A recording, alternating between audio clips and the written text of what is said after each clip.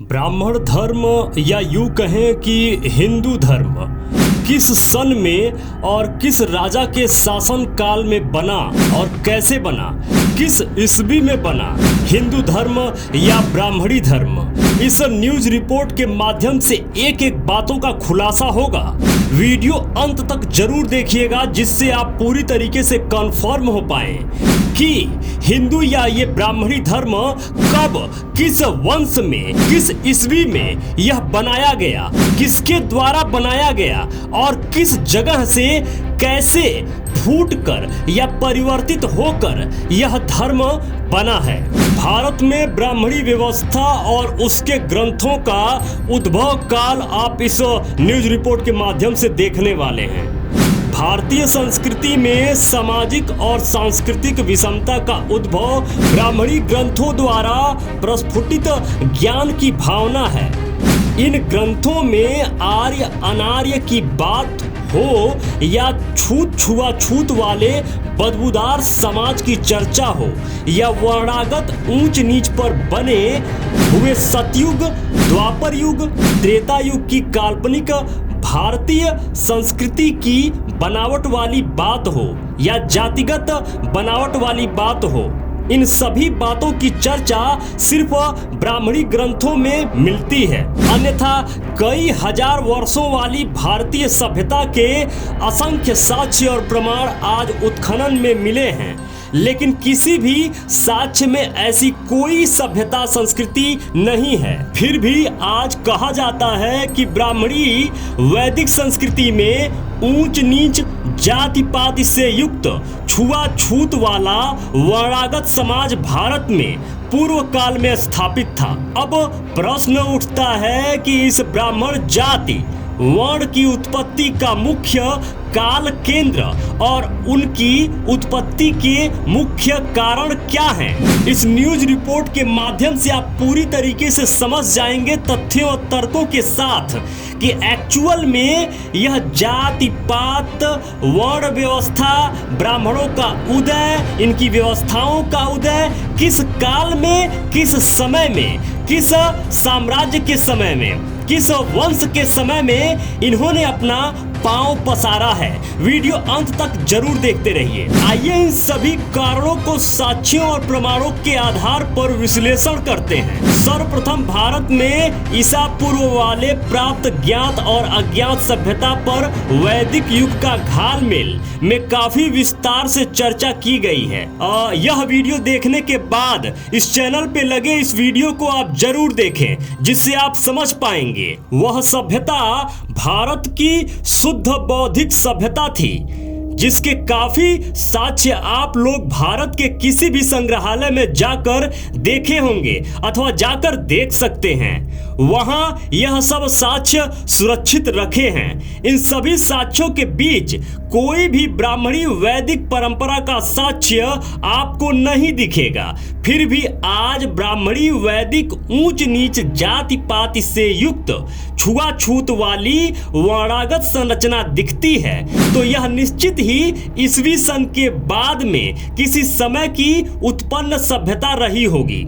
आइए ईस्वी सन के बाद की सभ्यता पर भी गौर करते हैं। ईस्वी सन के बाद के काल की सभ्यता में कुषाण और गुप्त शासकों का बहुत ही ज्यादा योगदान और प्रभाव रहा है। इनसे जुड़ी हुई या इनके द्वारा लिखी गई या इनके द्वारा लिखवाए गए आज अनेक साक्ष्य युक्त अभिलेखों को देखा और पढ़ा जा सकता है, लेकिन इन सम्राटों के कालखंड में भी वैदिक या ब्राह्मणी परंपरा की कहीं ऊंच नीच जाति पाति से युक्त छुआछूत वाले वर्णागत परंपरा की कोई लिखावट या संस्कृति का साक्ष्य नहीं मिलता है।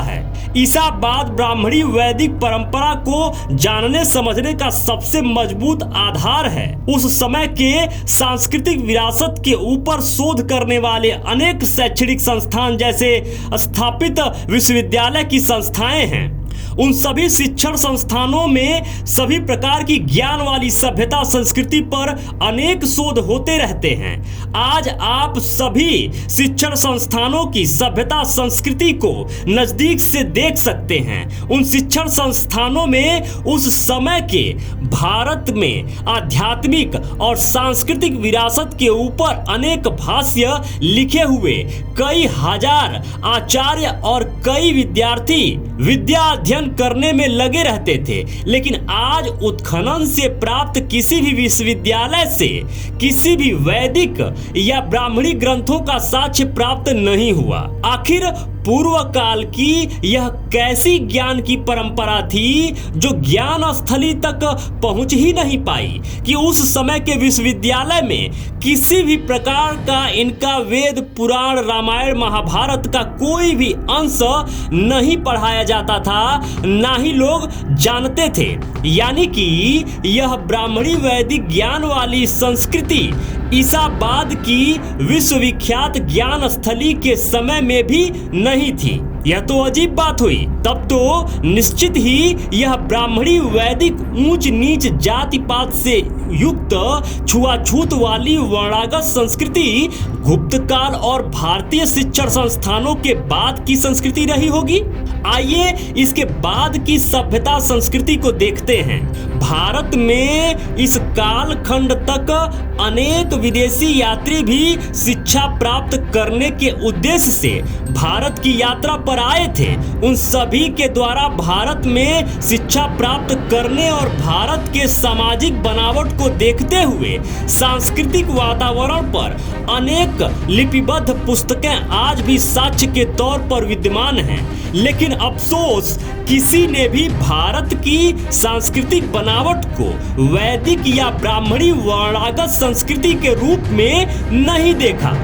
आइए इस समय को गौर से विश्लेषित करते हैं।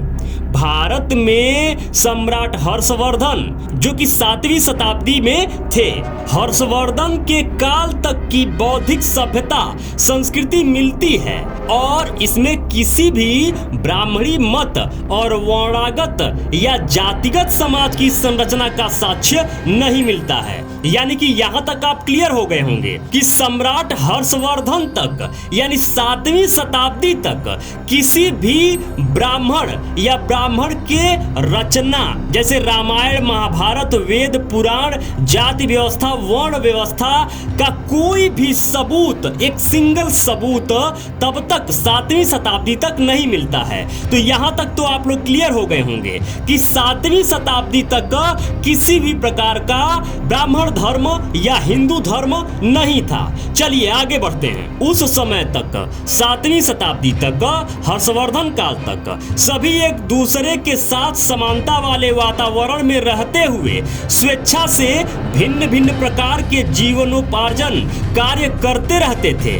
कोई भी परिवार समाज किसी के अधीन यानी शरण में नहीं होकर स्वतंत्र रूप से अपनी बुद्धि की शरण में रहता था। अपने स्वविवेक से लोग किसी भी प्रकार के जीवनोपार्जन वाले कार्य को अपना सकते थे। देश का कोई भी नागरिक अपने बुद्धि और विवेक के ऊपर बुद्ध संघ का सदस्य बन जाता था। भारत में इस काल तक हर शिक्षण संस्थान में सभी लोगों को विद्या अध्ययन हेतु स्वतंत्रता थी। किसी के लिए भी किसी भी प्रकार की कोई रुकावट नहीं थी। वह पढ़े या नहीं पढ़े इस बात की जिम्मेदारी पढ़ने वाले की इच्छा के ऊपर निर्भर करती थी। उन सभी विद्याध्ययन स्थानों में इस तथ्य पर बहुत जोर दिया जाता था कि अपने 3.5 हाथ की काया के अंदर वाली वेदना, पूर्व की भाषा पाली में वेदना का अर्थ अनुभूति होता था, को जानते हुए अपने अंदर वाले स्ववेदन, अपना अनुभव जिसे कहा जाता था, से ज्ञान प्राप्त करते हुए उस ज्ञान से लोगों को प्रभावित करना, साथ में आत्म अध्ययन की शिक्षा भी दी जाती थी। इसी वेदना और स्व अध्ययन से लोग अपने दुखों से मुक्त होते हुए अन्य लोगों को भी इस वेदना वाली निर्मल समाधि और अध्ययन से परिचित कराते हुए लोगों के के दुखों को दूर करने का मार्ग प्रशस्त करते थे। लेकिन सम्राट हर्षवर्धन के बाद सम्राट पाल वंश के समय में इस निर्मल समाधि और स्ववेदन के आधार पर जगाने वाले ज्ञान में वज्रयान सांघिक मतों का प्रभाव ज्यादा होने लगा। वज्रयान के बारे में तो आपको मैं बताया ही हूं। वज्रयान जो कि बुद्धिज्म का एक शाखा था। अब पाल वंश के समय इसी वज्रयान सांघिक संघ को मजबूती प्रदान करने हेतु विक्रमशिला विश्वविद्यालय की स्थापना की गई थी। अभी आपको समझने की बात यह है कि जब विक्रमशिला की स्थापना की गई पाल वंश में, तब तक भारत में सिर्फ और सिर्फ बुद्धिज्म था। अब पूर्व की निर्मल समाधि साधना के स्थान पर विक्रमशिला विश्वविद्यालय में वज्रयानी शोध द्वारा लोगों को अपने वश में करने हेतु शब्दों की टंकार यानी मंत्र जैसे ओम मणि पद्मे हूं जैसे ध्वनि वाले मंत्रों का समावेश आरंभ हो गया। यही टर्निंग पॉइंट है जब बुद्धिज्म हिंदुइज्म में कन्वर्ट होता है, या ये कहें कि यहीं से नींव शुरू होती है। आइए आगे समझते हैं। यही ओम मणि पद्मे हूं जैसे मंत्रों के टंकार का लिप्यांतरण वज्रयानी क्षेत्र तिब्बत, लेह, लद्दाख, भूटान जैसे क्षेत्रों में वज्रयानी क्षेत्रों में देखने को मिलता है। परंतु भारतीय क्षेत्र में इस वज्रयान वाले तंत्र मंत्र का विकास क्रम कहें या विनाश क्रम कहें, इस वजह से इसमें एक संकर प्रच्छन्न बौद्ध का उदय होता है।